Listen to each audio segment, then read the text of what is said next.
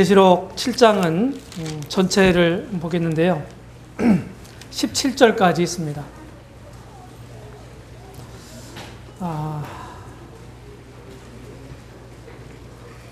6장을 통해서 7 인봉 심판에 대해 보았습니다. 여기 7장은 소위 삽입장입니다. 7년 환란 기간 동안에 연속적으로 일어날 일에 대한 연계가 아니라 지금 어떤 일이 진행되고 있는데 그것을 픽션을 해서 더 자세하게 보여주고 있는 장면을 삽입장이라고 그래요. 이 7장이 그렇습니다. 이 7장은 환란 기간 동안에 교회가 이제 휴거되잖아요. 그래서 우리는 환란이 시작되기 전에 휴거가 되는 것을 믿습니다. 그래서 그거 보고 이제 기독교계에서는 환란 전 휴거라고 얘기합니다. 우리는 환란 전 휴거를 믿습니다. 환란 전 휴거, 환란 중 휴거, 환란 후 휴거, 뭐 이런 의견들이 있어요. 우리는 그 중에서 교회는 환란 전에 휴거된다, 이런 사실을 믿습니다. 자, 교회가 이제 하나님 복음을 맡아서 전했단 말이에요. 근데 교회가 휴거가 됐어요. 그럼 이 땅에는 진짜 거듭난 사람들은 없는 거거든요.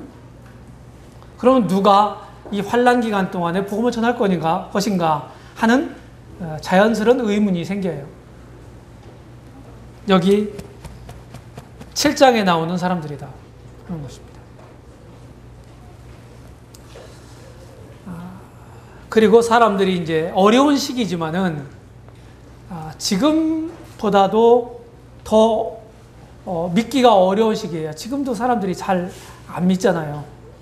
세상이 좋아서 그런지 영적인 일에 별로 관심이 없습니다. 근데 이때는 이제 적그리스도 시대이기 때문에 굉장히 영적인 환경이 열악해져요. 그럼에도 불구하고 하나님 은혜를 베푸셔서 그때도 복음이 전파가 되고 구원받는 사람들이 생긴다고 하는 것입니다. 구약시대 때는 교회가 시작되기 전에는 하나님이 이스라엘 사람들을 통해서 여호와의 이름을 이방 세계에 전파하셨습니다. 그리고 교회가 시작되면서 이스라엘이 이제 하나님의 중심 무대에서 경륜의 중심 무대 옆으로 사이드로 제껴졌어요. 교회가 다시 휴거가 됩니다. 그럼 그 중심에 이스라엘 사람들을 다시 세우세요. 그래서 환란기나 천년왕국은 온 세상에 살고 있는 모든 사람들이 다 당하가야 되고 누리는 그런 때이기는 하지만은 중심은 여전히, 색채는 여전히 유태적이다, 이렇게 말씀을 드리겠습니다. 왜냐하면 구약의 많은 성경들이 이 사실에 대해서 말씀하고 있기 때문입니다.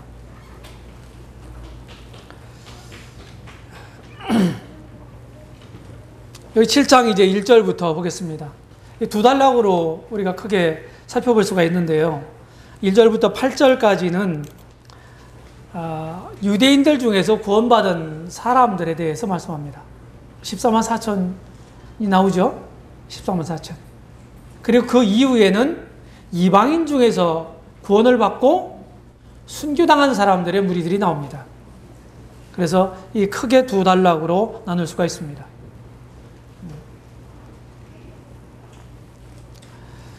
7장 1절을 보겠습니다. 이일 후에 내가 네 천사가 땅 네 모퉁이에 선 것을 보니 땅의 사방의 바람을 붙잡아 바람으로 하여금 땅에나 바다에나 각종 나무에 불지 못하게 하더라.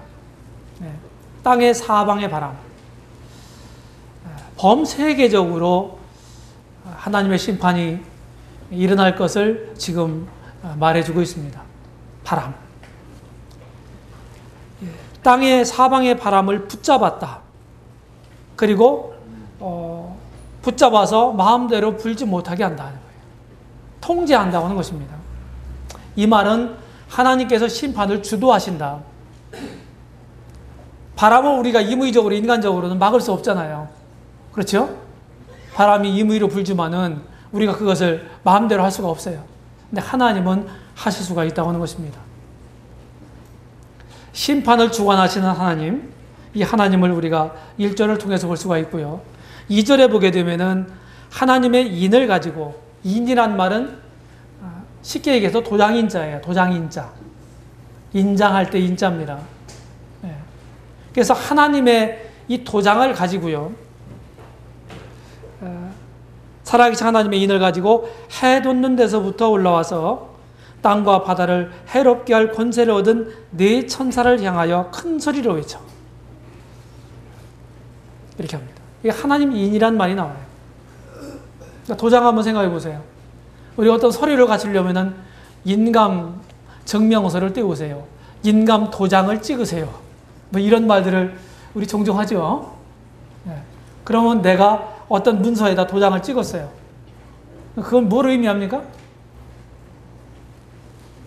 무엇을 의미하나요? 그것은 내가 보증해준다. 이런 의미가 있습니다. 보증해준다. 도장 아무데나 꾹꾹 찍으면 안 되죠? 그래가지고 낭패당한 사람들이 있습니다. 또 한 가지 의미는 뭐냐면은 보증의 의미가 있을 뿐만 아니라 소유의 의미가 있어. 소유. 여기서는 이 소유의 의미가 강합니다. 소유. 하나님이 그 이마에, 사람들이 이마에 하나님 인을 쳐요. 찍어요. 그러면 하나님의 소유가 됐다. 하나님의 소유가 됐으면은 하나님이 보호하시겠죠. 그렇죠? 이 보호의 의미도 있어요. 보호. 또 한편으로는 인동했다 하는 말은 무슨 말입니까? 비밀스럽다, 공개되지 않았다 하는 뜻을 가지고 있어요. 그래서 인이라고 하는 말은 소유, 보호, 보증, 비밀, 그런 의미를 가지고 있습니다. 여기에 하나님의 인 맞은 사람들이 있어요. 이 사람들의 이제 정체를 보게 되면은 3절에 보게 되면은요, 우리가 우리 하나님의 종들의 이마에 인치기까지 땅이나 바다나 나무나 해하지 말라 하더라 그랬어요. 여기 하나님의 종들이란 말이 나온단 말이에요. 이게 지금 14만 4천 명, 이 사람들의 신분이에요. 하나님의 종이에요. 종은 어떤 것을 결정하거나 선택할 권리가 없는 사람들이죠. 맞습니까? 종에게는 그런 권리가 주어져 있지 않아요. 주인이 결정해 준 것, 선택해 준 것을 행할, 순종할 의무만 있습니다. 이게 종이에요. 우리는 뭐 주님의 종이다 이렇게 얘기를 하잖아요. 주님의 종이다. 그러면 우리가 선택권이 없다는 얘기죠. 주님의 뜻을 잘 알아야 되는 거예요. 그래서 인 맞은 사람들, 그래서 이 사람들을 하나님의 종들이라고 이렇게 하는 이 사람들을 이마에 하나님의 인을 치거든요. 그러면은 이 환난 기간 동안에 적그리스도가 계속해서 위협을 하고 핍박을 하는 이 시대에 특별하게 하나님이 보호하신다. 이런 의미가 아주 강합니다. 14만 4천. 성경에 이제 12숫자 12이 있죠. 12. 12는 하나님 백성의 수입니다. 구약에도 이스라엘 12지파였고요. 신약에도 교회를 시작했던 12사도가 있고요. 그래서 하나님 백성의 수의 의미가 그런 겁니다. 그래서 14만 4천은 조금 이걸 보고 이제 인수분해라고 하나요? 그래서 12 곱하기 12 곱하기 10의 3승입니다. 그러면은 12 곱하기 12는 144가 나오고요. 거기다 동그라미 3개를 하니까 10의 3승이니까 14만 4천이 되는 거예요. 그 다음에 이 사람들이 정체가 뭐냐는 거예요. 여기 4절에 보니까 내가 인맞은 자의 수를 들으니 이스라엘 자손의 각 지파 중에서 인맞은 자들의 14만 4천이다 그랬어요. 여기 뭐라고 되어 있습니까? 이 사람들의 실제 혈통이 어디예요? 어떤 족속이에요? 이스라엘 족속이에요. 여기 이스라엘 족속.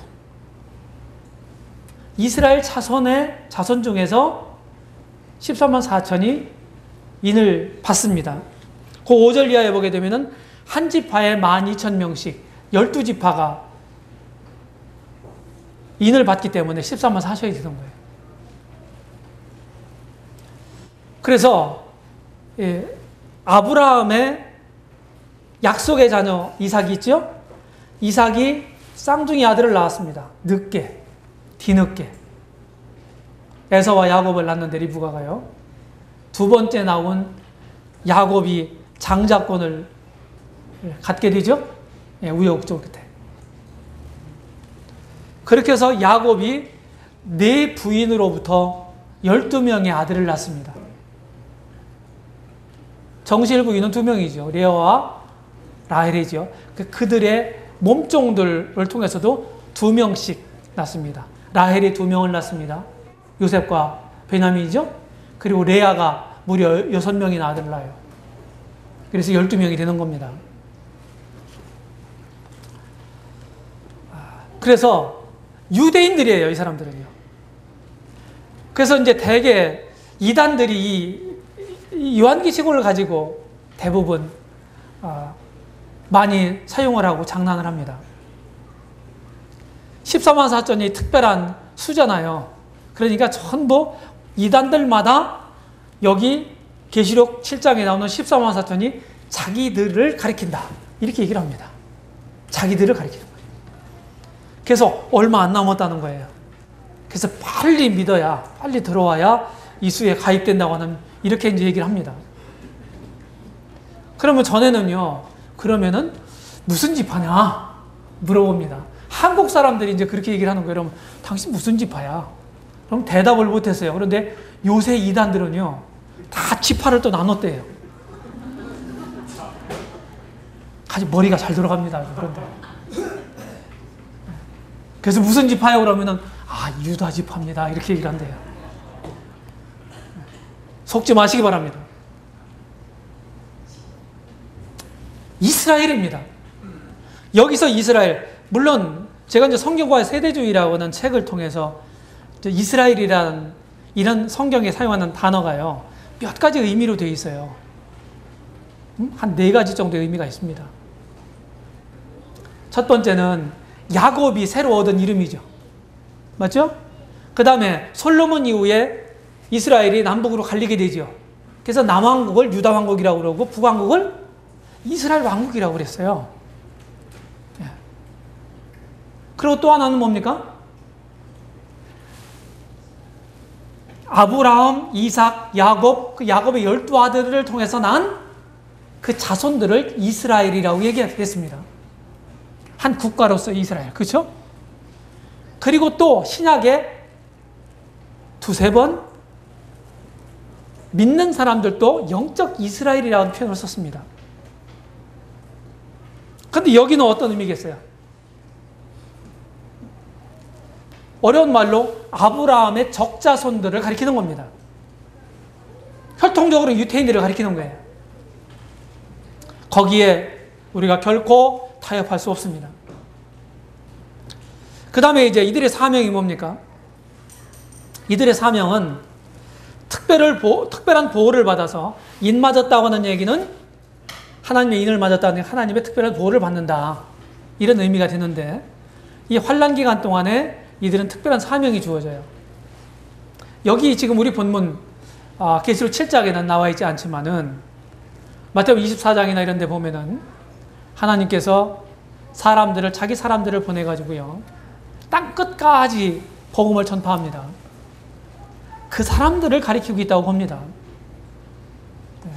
다시 말해서 환난 기간 동안에 전 세계에 흩어져서 복음을 전하는 유대인 선교사들이다. 이렇게 보시면 됩니다. 이 환난기에, 지금 이 시대에, 이 교회 시대에는 교회에게 복음 전하는 사명을 맡기셨잖아요. 근데 교회가 이제 휴거돼 버리고 없단 말이죠. 그러니까 환난기 때는 다시금 이스라엘에게 이 복음을 맡기시는 겁니다. 이들이 이제 복음을 잘 수행합니다. 복음 전하는 거 수행해요. 지금 시간이 많이 지났기 때문에 제가 찾지 않겠습니다만은 데살로니가 후서 2장에 보게 되면은 하나님의 그 시간표가 나와요. 하나님이 이 땅에서 어떤 일들을 하실 건가 하는 시간표. 그래서 교회가 휴거된 다음에 휴거되기 전에 지금 막는 자가 있습니다. 불법의 비밀이 이미 활동했지만은 지금 저희 때에 나타나게 하려 하여 막는 것을 너희가 안 하니. 이렇게 말했어요. 그러니까 막는 자, 막는 것이 있어요. 이게 뭐냐면 성령과 교회다. 교회를 가리켜서 세상, 우리 믿는 사람들 가리켜서 세상의 빛과 소금이라고 그랬잖아요. 빛도 소금도 방부 역할을 합니다. 맞죠? 햇빛이 쪼이는 곳에 곰팡이가 나지 않죠. 그렇죠? 소금도 염장법이라는 게 있잖아요. 음식도요. 소금 절임법. 그래서 부패하지 않고 잘 오래 보존하는 식품 보존법입니다. 그래서 교회가 그런 역할을 하고 있다고 하는 사실을 기억하시고요. 교회가 휴거된 다음에 이제 불법이 극성하게 활동을 합니다. 그게 적그리스도 시대예요. 그러면서 많은 사람들이 주님을 믿으려고 하는 마음을 갖지도 하지만요, 불의를 역사하게 하십니다. 그때는 불의의 시대예요. 적그리스도 시대예요. 불의를 역사하게 하사 거짓 것을 믿게 하신다. 누구에게? 진리의 사랑을 받지 아니한 사람들에게. 이 시대의 복음을 전해가지고 믿지 않고 거부한 사람들이 있죠. 그 사람들이 주님이 금방 오시면, 곧 오시면 환란으로 들어갈 거예요. 그래서 그 사람들, 아이고, 그때 얘기했던 사람들이 진짜 맞는 말이네? 아이고, 내가 믿어야 되겠네. 이런 생각 가질 거 아니겠어요? 하나님이 그런 사람들에게 그대로 믿도록 하지 않는다. 기회가 주어지지 않는 것으로 성경은 암시되어 있습니다. 진리의 사랑을 받지 않은 사람들에게 불의를 역사하게 하셔서 거짓 것을 믿게 하신다. 두려운 일이에요. 그때 가서 믿으면 되지. 천만의 말씀이에요. 마음대로 되나요? 세상 일이 그렇게 호락호락해요? 마음대로 돼요? 그렇게 되지 않아요. 교회가 무장정, 무한정 주어지는 게 아닙니다. 주님 믿을 교회가, 구원받을 교회가 무한정 주어지는 것도 아니고, 주님 섬길 수 있는 교회가 무한정 주어지는 것도 아니에요. 끝이 있어요. 이런 점을 기억하시기 바랍니다. 14만 4천 하나님의 종들이죠. 12지파에서 12,000명씩 택함받은 사람들입니다. 저는 이제 조심스럽게 이런 것들은 이제 강론적인 부분이기 때문에 학자들마다 조금 의견이 다를 수 있어요. 설교자들마다 조금 의견이 다를 수 있으면 저는 이렇게 봅니다. 저는 이렇게 봐요. 11장에 보게 되면 두 증인이 나와요. 두 증인. 이 두 증인들은 성경은 7년 환란 기간 동안을 전 3년 반, 후 3년 반을 스스로 나눕니다. 성경이요. 그렇죠? 스스로 나눠요. 그래서 그 절반을 1260일, 42달, 한때, 두때, 반때 이렇게 표현하고 있어요. 근데 두 증인이 사역하는 기간이 언제냐? 저는 전반기라고 보는 것입니다. 나중에 11장 공부할 땐 자세히 말씀드리겠지만은 11장에 보면 그렇게 나와요. 그 중반에, 환란기 중반에 무정행으로부터 올라오는 짐승이 저를 죽일 터인즉 그랬어요. 무정행으로부터 올라오는 그 짐승은 누구를 가리키냐면은 적그리스도를 가리킵니다. 적그리스도는 이미 출현이 되어 있지만은 환란기가 시작되면서 역사 무대에 등장했지만은 자기 신분을, 정체를 숨기고 있습니다. 평화주의자예요. 세계 헌신자예요. 그러다가 절반에 가서 자기 본색을 드러내요. 자기 본색을. 그리고 두 증인, 하나님을 증거하는 두 증인을 죽입니다. 예루살렘에서. 그 토막, 시체도 토막 내버려요. 그 중간입니다. 그들이, 이 두 증인들이 적그리스도에 의해서 환란 중간에 죽는다고 하는 표현을 보면은 그가 활동한 시기가 전반기임에 틀림없습니다. 이들의 두 증인의 사역에 의해서 하나님의 특별한 섭리에 의해서 이 14만 4천이 택함이 되고 인침을 받게 됩니다. 그리고 이들은 이 환란기 전반기 전반 후반 부분부터라든지 아니면 후반 부분이라든지 이때 이제 전 세계에 흩어져서 하나님의 특별하신 보호하심으로 복음을 전하는 유대인 선교사들이다. 이렇게 정리를 할 수가 있겠습니다. 12지파의 세 가지 특이점이 있는데요. 여기에 유다 지파가 첫 번째로 언급이 돼요. 5절에 보니까. 그렇죠? 야곱의 12아들 중에서 유다가 몇째예요? 넷째. 여기서 메시아가 우리 주님이 태어나셨잖아요. 첫 번째. 언급하는 이유는 메시아를 탄생시킨 지파이기 때문에 그런 것 같습니다. 장자가 루벤이었지만은 결국 루벤이었고 유다는 넷째 아들이었죠.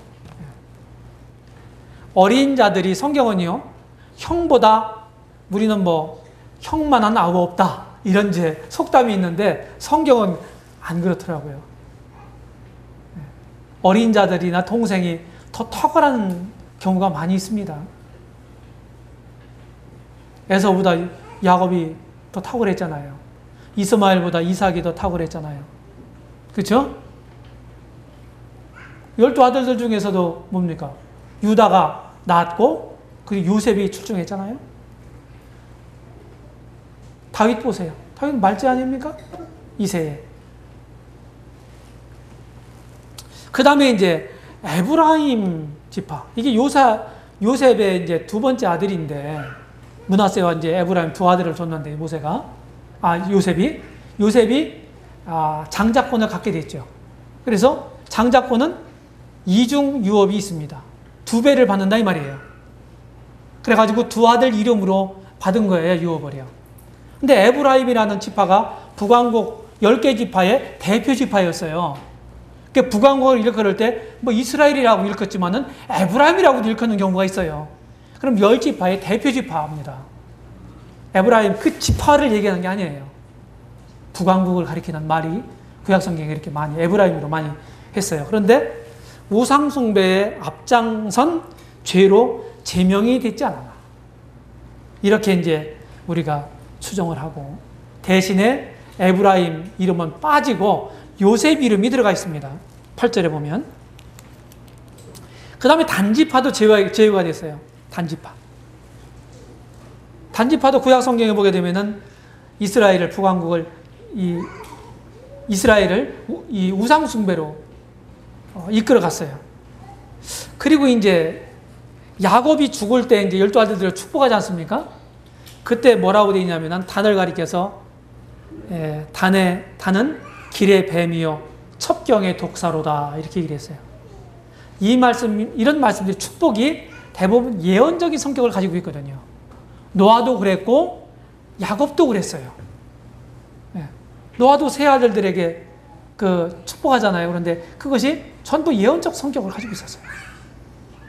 이런 것으로 미루어서 아마도 앞으로 나올 적그리스도가 단지파에서 나오는 게 아니냐, 이렇게들 학자들이 보는 분들이 있습니다. 정확한 얘기는 아니에요. 그런 의견이 있다는 것을 아시기 바랍니다. 그래서 제외되지 않았나 이렇게 보는 겁니다. 그 다음에 두 번째 단락을 봅니다. 이방인 중에 구원받은 무리들이 있어요. 자, 9절 보겠습니다. 2일 후에 내가 보니 각 나라와 족속과 백성과 방언에서 아무라도 능히 셀 수 없는 큰 무리가 흰옷을 입고 손에 종려가지를 들고 보좌 앞과 어린 양 앞에 서서 큰 소리로 외쳐 말합니다. 여기에 보면은 각 나라와 족속과 백성과 방언에서, 이런 표현들이 요한계시록에 여러 번 사용합니다. 이게 뭘 가리키는 말입니까? 이방 세계를 가리키는 말입니다. 이방 세계. 그래서 이 표현은 이거는 이방인들을 가리키는 말이구나, 이방 세계를 가리키는 말이구나, 이렇게 생각하셔도 틀리지 않습니다. 이 사람들이 흰 옷을 입고 있습니다. 흰 옷. 그렇죠? 흰 옷을 입었어요. 이 계시록에 이제 흰옷을 입은 무리들에 대해서 이제 묘사를 하고 있는데, 어린 양, 어떤 표현을 해보게 되면, 어린 양의 피에 씻어 그 옷이 희게 되었다. 이렇게 얘기했습니다. 이 말은, 이 표현은 암시적으로 흰옷을 입었다고 하는 얘기는 하나님으로부터 의롭다움을 받은 사람들이다. 믿은 사람들이다. 이런 것을 우리가 보게 되고요. 종려가지를 들고 있는데 승리와 기쁨을 가리키는 말입니다. 종려가지. 그리고 이들이 누굽니까? 이들이 누구예요? 14절에 보니까 뭐라고 되겠습니까? 내 주여 주여 알리이다. 이 흰옷 입은 자들이 누구며 또 어디서 왔느냐? 이렇게 13절에 얘기 나오죠? 14절에서 보니까 이는 큰 환난에서 나오는 자들인데 어린 양의 피에 그 옷을 씻어 희게 하였다. 큰 환난에서 나오는 자들이다. 큰 환난이 대환난이죠. 대환난. 여기서 나오는 무리들이에요. 그래서 환난기 때, 대환난 때 주님을 믿고 순교당한 사람들, 이런 사람들로 보입니다. 이런 사람들로. 이 사람들이 이제 하나님 앞에서 큰 소리로 외쳐 가르는데 뭐라고 얘기하냐면은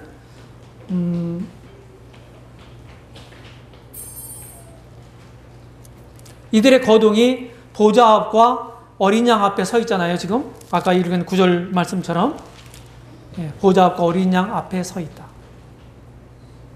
이들이 살아있는 사람들이라면 아마 이런 표현은 안 썼을 거예요. 이들이 순교를 당해서 그들의 영혼이 지금 하늘에 있는 겁니다. 그 심판의 보좌 앞에서 지금 자신들이 큰 소리를 하나님 찬양하면서 자신들의 구원을 감사하고 있는 모습을 우리 10절을 통해서 보겠습니다. 구원하신 이 보좌에 앉으신 우리 하나님과 어린 양에게 있도다. 이렇게 말하고 있어요. 그래서 14만 4천 유대인 선교사들에 의해서 복음을 전해 듣고 그렇게 힘들고 어려운 박해의 시기에 주님을 믿기 어려운 이 시기에 아마 이들은 아마도 한 번도 복음을 들어보지 못한 사람들일 가능성이 있습니다. 네. 데살로니가후서 2장에 있는 그런 여러 가지 말씀들을 종합해 보면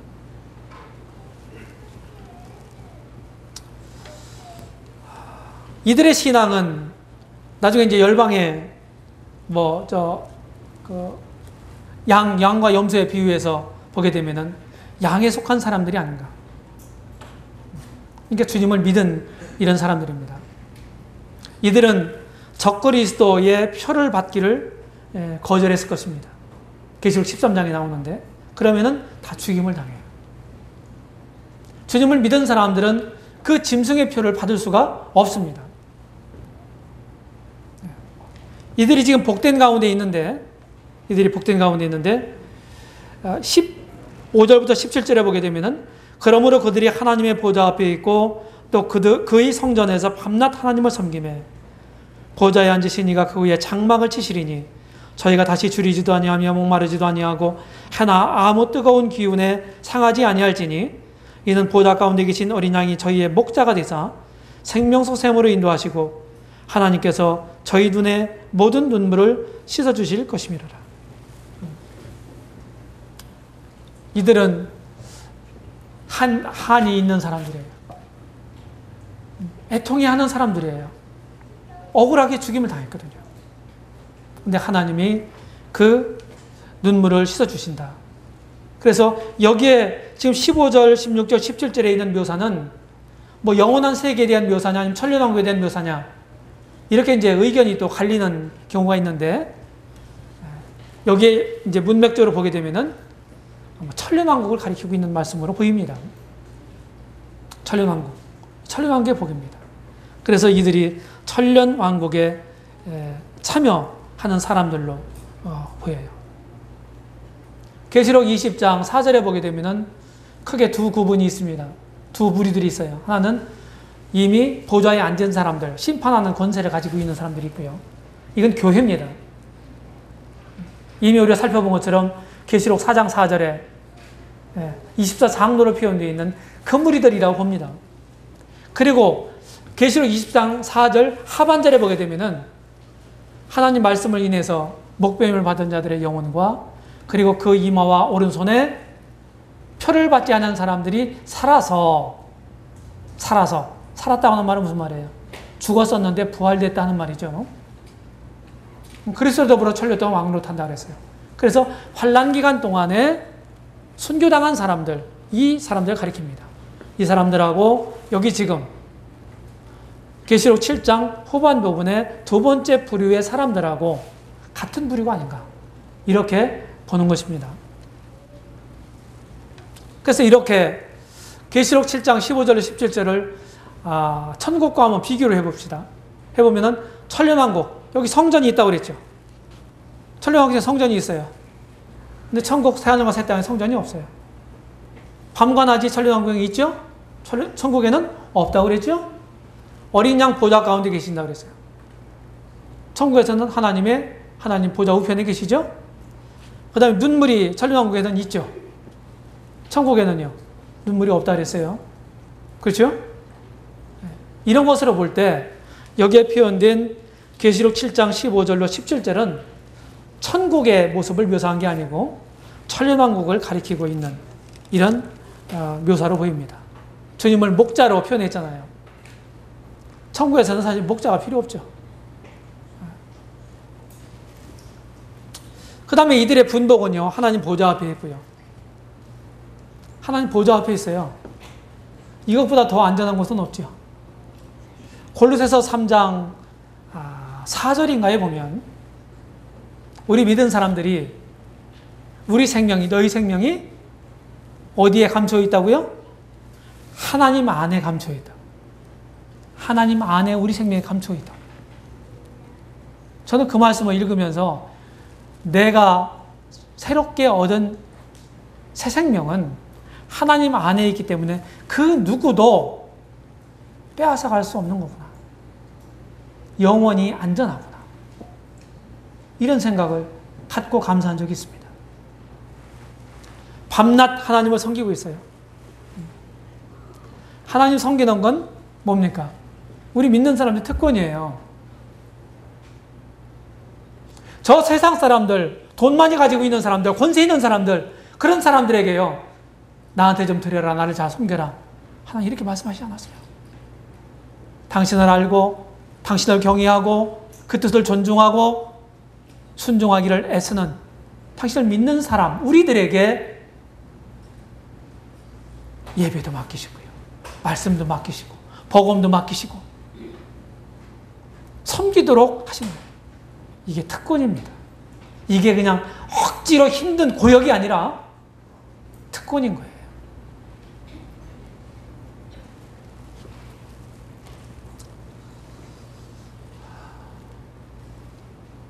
주님 나라 가면 늘 우리는 하나님 찬양하고 하나님 섬기고 예배하고 하는 게 그게 일이에요. 매일같이. 그래도 실증 안 날 거예요. 매일같이 새로울 것입니다. 보좌에 앉으시니가 그들 위에 장막을 치십니다. 이건 하나님과 완전한 교제 속으로 들어가는 것을 의미합니다. 완전한 교제. 지금 우리가 하나님과 나와의 관계에서의 교제도 많은 부족이 있죠? 제한이 있죠? 그리고 믿는 사람들끼리, 형제 자매들끼리의 교제에도요, 여전히 갭이 있습니다. 그렇죠? 근데 이때는요, 그런 게 없어요. 온전한 교제가 이루어지게 됩니다. 마음을 다 터놓고 숨기는 것이 있을 수가 없죠. 이들은 줄이지도 않고 목마르지도 않습니다. 왜? 주님만이 우리의 만족이 되시기 때문이죠. 사도 바울은 고린도후서 3장 5절에서 오직 우리의 만족은 하나님께로서 나느니라. 아멘입니다.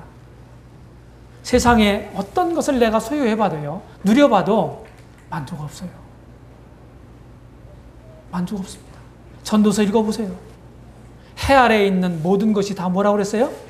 다 헛되니라. 이게 결론이에요. 그래서 어떻게 하라고요? 전도서 마지막 장 12장 20 몇 절이에요? 13절에 보면은 끝에서 두 번째 절이에요. 이 일의 결국을 다 들었으니 그러므로 너희는 하나님을 경외하고 그 명령을 지킬지어다. 이것이 사람의 본분이니라 이렇게 말씀했습니다. 어떤 불합리한 일들이 생겨요. 어려운 일이 생긴단 말이에요. 우리 앞에. 그런 일이 있어도요. 우리의 믿음 주셨잖아요. 뭐라고 주셨어요? 뭐 하려고 주셨어요? 그 믿음으로 그런 역경들을 헤쳐가라. 히브리서 11장 보세요. 믿음의 사람들에게 좋은 환경이 주어져 있던 거 아니거든요. 지금 우리들보다도 훨씬 더 어려운 환경이 주어졌어요. 그들은 믿음으로 그런 것들을 감당해냈단 말이에요. 그래서 너희도 그렇게 해라. 히브리서 기자가 이렇게 말하고 있는 것입니다.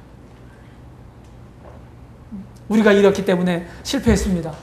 아, 이런 환경이기 때문에 제가 잘할 수 있었는데 실패했어요. 그렇게 못 살았습니다. 아, 저 사람 때문에 제가 힘들었습니다. 이건 주님 앞에 핑계가 안 되는 거예요. 그런 많은 조건들이 있어도 각자가 처해 있는 조건들이 다 달라도요. 내가 선택하는 건, 결정하는 건 누구예요? 주체자는 누구예요? 나란 말이에요. 모든 내 삶과 내 행위에 대한 책임이 누구에게 있어요? 내 자신에게 있는 거예요. 핑계는 없는 것입니다. 죄가 뭡니까? 죄가 핑계 대는 거거든요. 창세기 3장 읽어보세요. 핑계 참 잘 돼요. 아담이 하와에게 핑계를 대고 저 여자가 나들 함께는 저 여자가 주워서 먹었어요. 여자한테 왜 그걸 따먹지 말라 따먹었냐? 사단이 나를 꾀서요. 자기한테 책임이 없다는 말이거든요. 그 말이. 근데 하나님 뭐라고 하셨어요? 책임을 물으셨잖아요. 여자에게는 임산의 고통을, 남자에게는 근로의 수고를 주셨잖아요. 남녀 공이 다 죽을 것을 말씀하셨지 않습니까? 그게 책임이거든요. 생명수 샘으로 인도하시고 모든 눈물을 씻어주실 거예요. 진정한 의료는 어디에 있습니까? 저 위로부터 내려오는 거예요. 고린도후서 1장을 열어보세요. 의료의 하나님, 모든 자비의 아버지, 모든 의료의 하나님이 의료를 주시는 거예요. 어려울 때 위로부터 내려오는 위로를 위로받고요. 또 그런 나 같은 똑같은 어려움 가운데 있는 사람들을 그 위로로 위로하게 하시는 이시로다. 하나님 이렇게 말씀하셨거든요. 어려움을 이겨가십시오. 믿음은 그냥 전시물로 주신 게 아닙니다. 믿음으로 이기라는 거예요. 믿음으로 에녹도, 믿음으로 아벨도, 믿음으로 아벨은 믿음으로, 아브라함도 믿음으로, 사라도 믿음으로, 이삭도 믿음으로 살아갔어요. 그리고 그들이 믿음으로 죽었습니다. 믿음으로 사는 사람이 믿음으로 죽을 수 있습니다. 죽을 때도 믿음으로 죽을 수 있어야 돼요. 아시겠습니까? 그때 가서 그냥 갑자기 죽을 때 믿음으로 내가 믿음으로 죽어야지 이렇게 죽는 게 아닙니다. 믿음으로 산 사람만이 믿음으로 죽을 수 있는 거예요. 하나님이, 우리 주님이 우리의 만족이 되시고 우리의 위로가 되십니다. 위를 바라보십시오. 세상은 온통 나를 실망시키는 것뿐이죠. 없어요. 아무것도요. 계시록 7장을 요약해 보겠습니다. 하나님이 참으셨던 진노를 이 마지막 때 7년 환란기 그 짧은 기간 동안에 쏟아부으십니다. 정신 못 차릴 거예요. 세상 사는 사람들이. 그런데 하나님이 그렇게 진노를 퍼부으시는 심판의 때에도 하나님의 은혜는 마르지 않는다. 에덴 동산에부터 인류 역사가 계속 진행되는 모든 과정 속에서 모든 시대마다 하나님의 은혜가 우리 인간들을 살리셨고 존재하게 했고 보존하셨습니다. 우리 각 개인도 다 똑같아요. 나도 마찬가지예요. 내가 훌륭해서 신앙생활을 잘하고 있는 게 아닙니다. 그렇게 생각하신다면 착각이에요.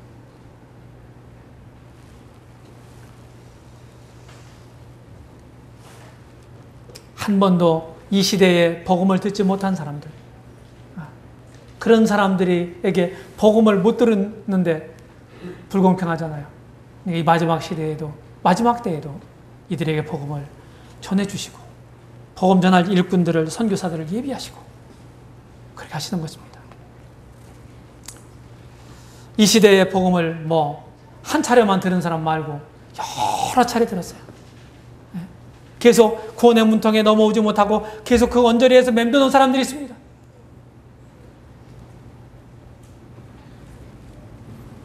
그런 사람들은 멸망을 당하게 될 거예요.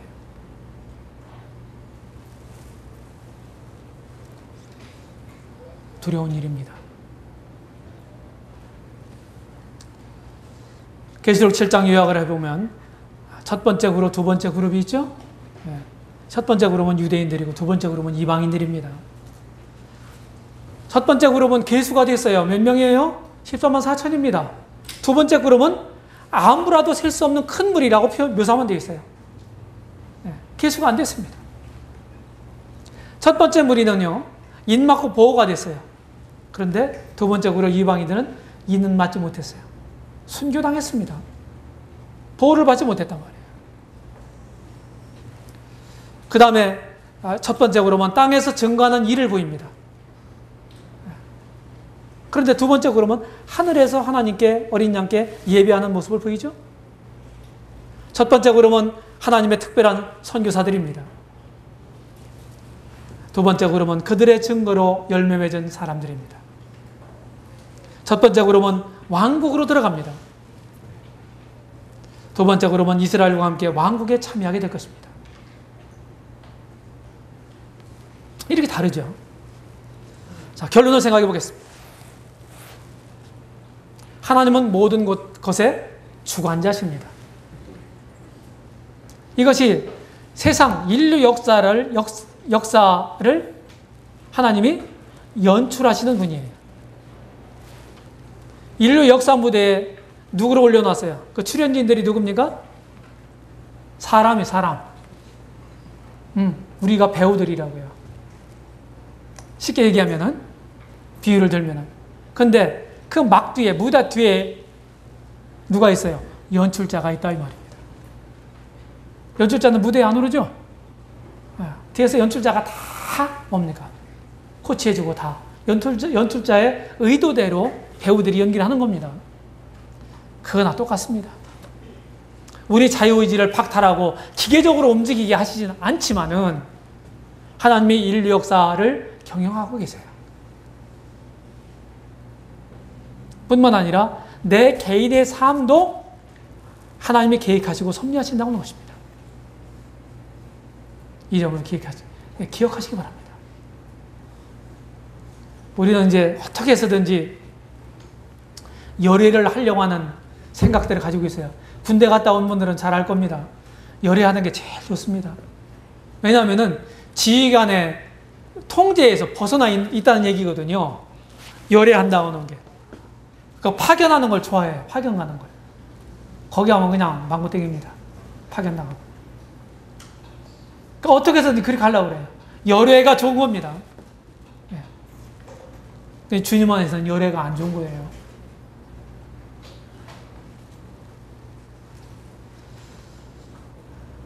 하나님의 주권을 우리가 찬양해야 돼요. 그 하나님의 주권을 인정하는 사람이라면 뭡니까? 하나님이 내 생애 가운데 우리 가운데 두신 그런 뜻들을 발견하고 그랬을 때 우리는 어떻게 합니까? 박수치고 기뻐하고 그래야 되는 거예요. 그 하나님 뜻에 내가 순응해야 되는 거고 그게 믿음이라고 하는 거예요. 그 다음에 두 번째로는 하나님의 구원에 대해서 그리고 참목자이신 어린 양의 인도를 감사해야 합니다. 우리는 최고의 주인을 섬기는 것입니다. 하나님, 우리가 믿는 하나님 아버지는요, 우주 가운데 뭐예요? 뭐라고? 지존입니다. 지존이란 말을 많이 쓰죠. 지존. 이거라고요. 하나님보다 더 높은 존재가 없습니다. 이분이 우리 아버지예요. 그리고 만주의 주가 누굽니까? 만주의 주가 우리 주님이세요. 예수님. 우리가 그분을 섬깁니다. 모든 주인이라고 하는 사람들이 다 그분 발 앞에 무릎을 꿇을 거예요. 우리는요, 지존을 섬기는 거고 최고의 주인을 섬기는 거예요.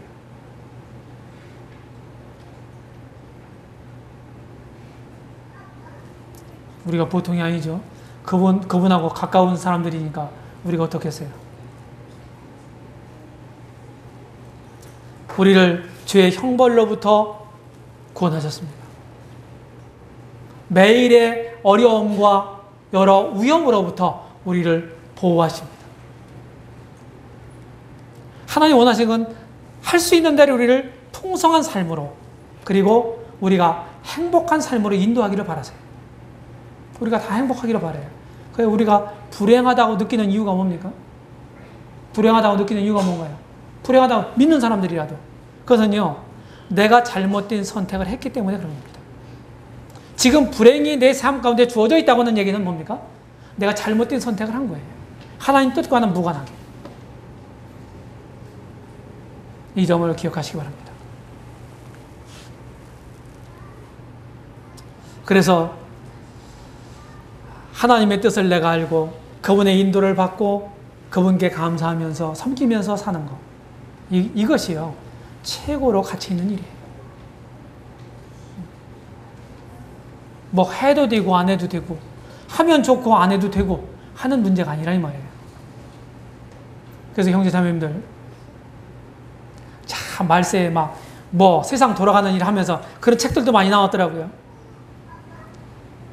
뭐 이런 일이 아니라 말세가 가까웠으니까 경각심을 가지고 살아야 된다.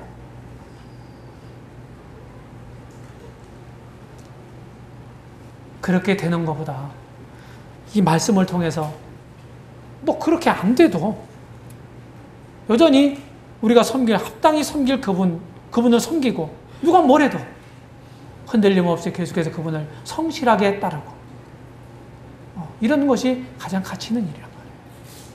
주님이 기뻐하시는 사람이 누굴까요? 나를 사랑하는 자들이 나의 사랑을 입으며 나의 이름을 존중히 여기는 자들이 내가 귀중히 여기리라. 하나님 말씀하셨어요.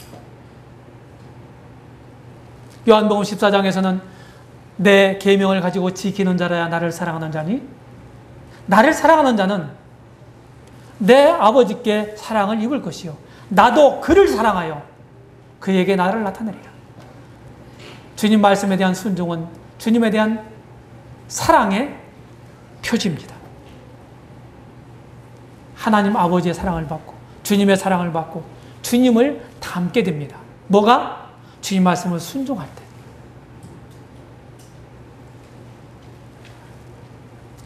주님이 주신 내게 주신 은혜, 그런 복을 한번 헤아려 보세요. 이제까지 쭉 오시며 살아오시면서 주님 주신 게 뭐가 있나 한번 적어보시기 바랍니다. 그러면은요, 우리가 감사 안 할 수가 없을 거예요. 오늘 여기까지 하겠습니다. 기도하겠습니다.